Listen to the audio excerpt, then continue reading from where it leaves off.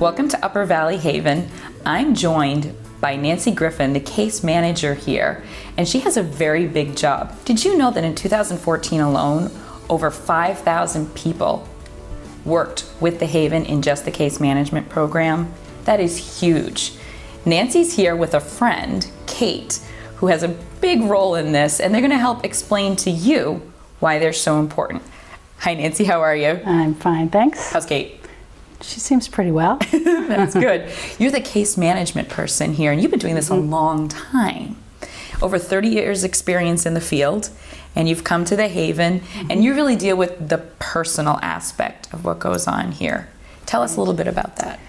Well, I meet with anybody who comes in the door for just about any reason if they would like to see a case manager and have more reasons to be here other than getting just a food shelf usually.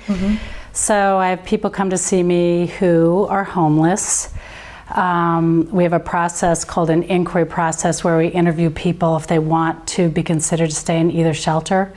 And then through that interview process we kind of find out what else they may need at the time. We also see people if they're facing foreclosure. They'll come in for car repair reasons, though we don't do car repair specifically.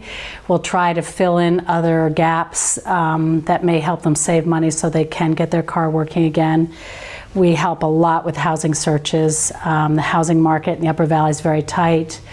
Getting into housing is pretty difficult now, and especially at minimum wage.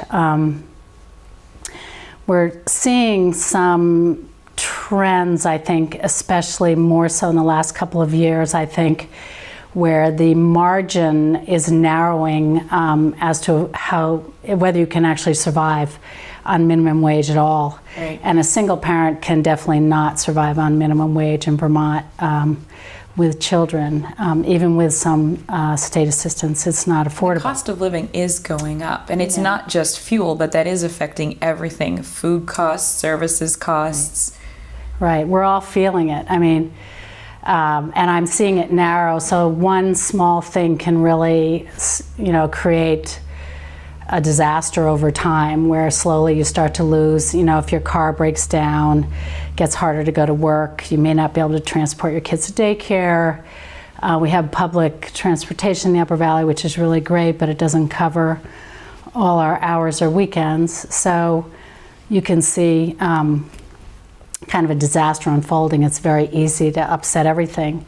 People come to see us if they're behind on their rent also, and we'll try to help if we think that the situation is sustainable. If it's not, we'll try and figure out a different way to make it so. One of the great things we have as well is a clothing room where everything is absolutely free, and we're fortunate to live in the Upper Valley where people are incredibly generous. So our flow of clothing this time of year, especially for winter for children, is really important to us, and it's important to have it available for people who can't afford clothing. So really, you're like the hub. People come in and there's the basic service, which is extremely being exhausted right now, which is the food shelf. And we're going to get you all involved in on that, all of the Chronicle viewers.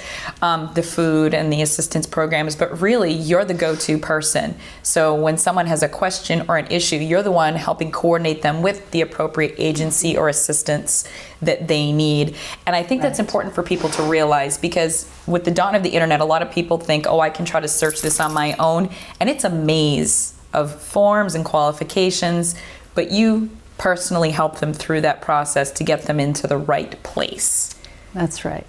And one of the great joys about the Upper Valley, besides the fact that we have an incredibly generous population here, is that we have a very close working relationships between all different resources. And over time, it's a really wonderful way. It creates a bit of a shortcut for people because of the amount of red tape and the amount